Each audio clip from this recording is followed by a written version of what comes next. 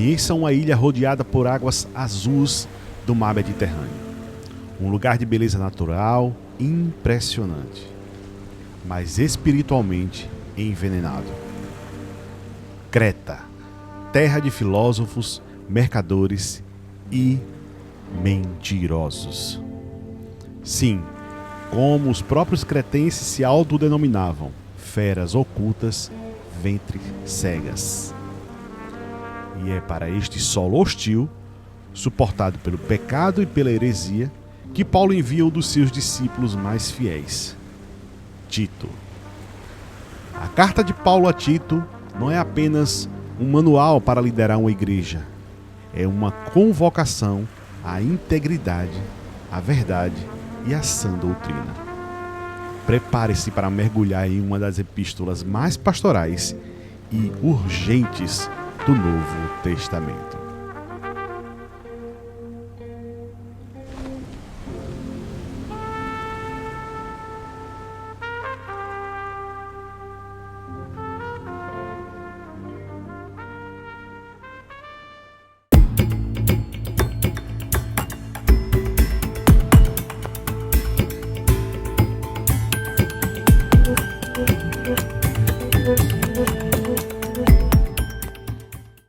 Olá, eu sou Alisson Nunes e nós estamos aqui nesse canal falando sobre todos os caminhos relacionados com a vida das cartas do apóstolo Paulo. E a jornada de Paulo nasceu justamente para instruir, dar aos irmãos, os estudiosos, amantes da Bíblia, algum subsídio, mais um subsídio para estudar a palavra de Deus. Então eu quero convidar você a assistir esse vídeo até o final, mas também a se inscrever no nosso canal e ativar o sininho, porque todas as vezes que nós postamos um vídeo, o próprio YouTube vai te avisar.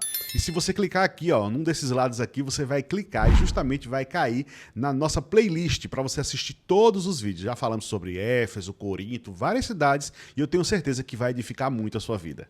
O nome de Tito, no grego Titos, significa honrado, defensor ou respeitado. Agora, esse nome é de origem latina. Isso pressupõe para nós que ele não era judeu e sim um gentio.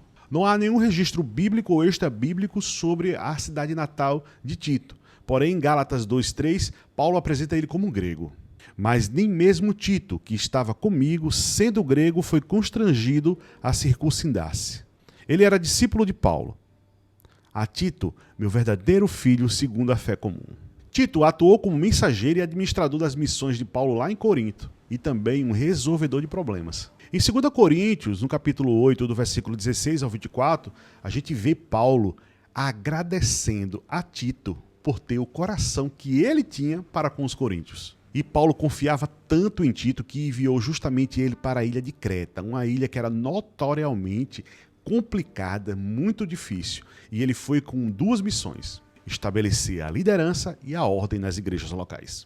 Enquanto Timóteo foi circuncidado para evitar escândalo entre os judeus, Tito tornou-se um símbolo da liberdade cristã. E por que isso importa? Paulo usou Tito como prova viva de que a salvação não dependia de ritos judaicos. Agora vejamos juntos o contexto cultural e espiritual de Creta. A ilha tinha mais de 100 cidades, famosas por sua decadência moral e religiosidade sincrética. Paulo cita o poeta Epimênides em Tito 1:12. Os cretenses são sempre mentirosos, feras ruins, ventres preguiçosos. E a missão de Tito era clara e direta: ordenar presbíteros. Por esta causa te deixei em Creta, para que pusesses em ordem as coisas restantes, e de cidade em cidade estabelecesses presbíteros, como já te ordenei. Segundo, combater falsos mestres e heresias judaizantes. Terceiro, ensinar a sã doutrina e promover a santidade prática entre os cretenses. E aqui tem duas delas que Paulo instruiu Tito justamente pela sua carta. Primeiro, ênfase legalista e judaizante. Era a pureza e a santidade através de gestos externos. Em Tito 1:10-14 diz: pois há muitos insubordinados, faladores, vãos e enganadores, especialmente os da circuncisão, não dando ouvido a fábulas judaicas, nem a mandamentos de homens que se desviam da verdade.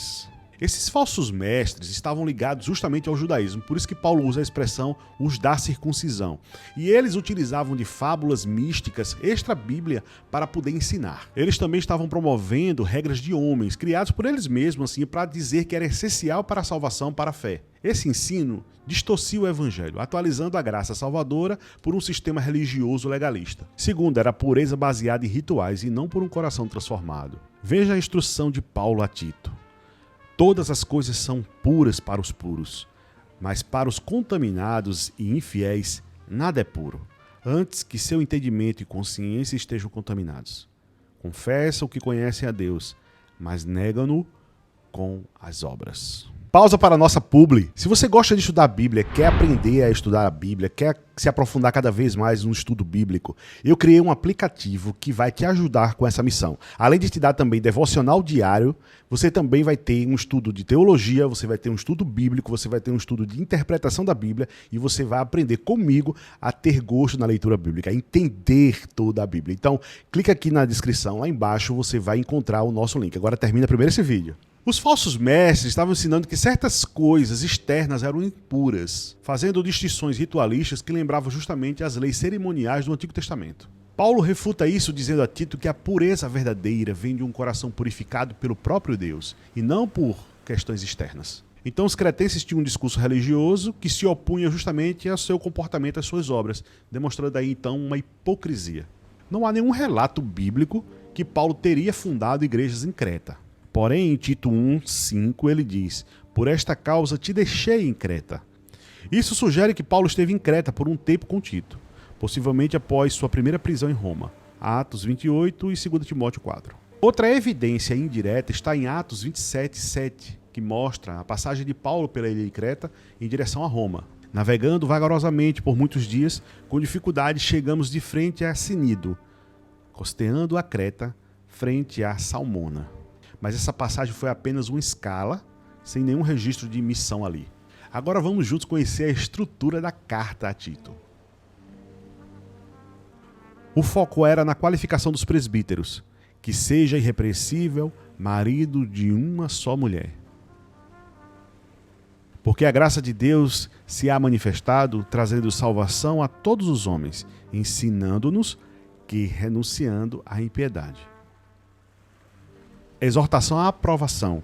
Salvação não pelas obras, mas pela misericórdia. E por que essa carta é essencial até os dias de hoje? Vivemos dias semelhantes com a realidade cretense. Relativismo, corrupção moral sistêmica, líderes sem caráter. E a igreja atual precisa da mesma ordem. Liderança firme, doutrina sã e vida santa. Não só Tito, o personagem Tito, mas a carta que Paulo escreveu para ele serve para nós como modelo. Ele era jovem, gentil, comissionado para resolver as coisas e os problemas daquela igreja, com pulso e com doutrina santa e vida santa.